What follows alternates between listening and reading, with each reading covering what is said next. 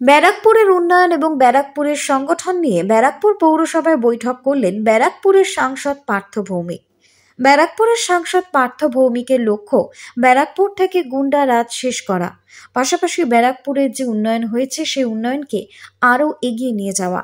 তারই লক্ষ্যে আজ ব্যারাকপুর পৌরসভার পৌর প্রধানের ঘরে একটি বৈঠক সারেন পার্থ ভৌমিক।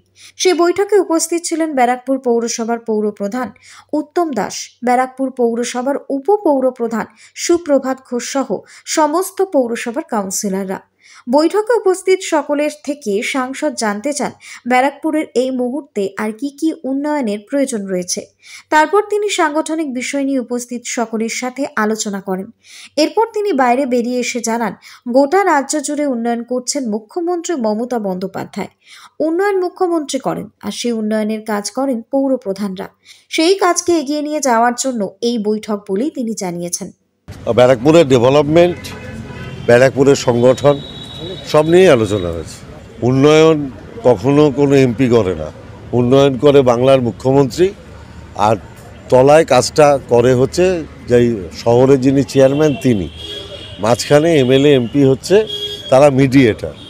অতএব মমতা ব্যানার্জির উন্নয়নটা চেয়ারম্যানের থ্রু দিয়ে যাতে মানুষের কাছে পৌঁছয়, তার জন্য কি কাজ বাকি আছে সেইগুলো নিয়ে আমরা বিস্তারিত আলোচনা করব। ব্যারাকপুর থেকে কৃষ্ণা পালিতের রিপোর্ট, নিউজ বঙ্গ টাইম।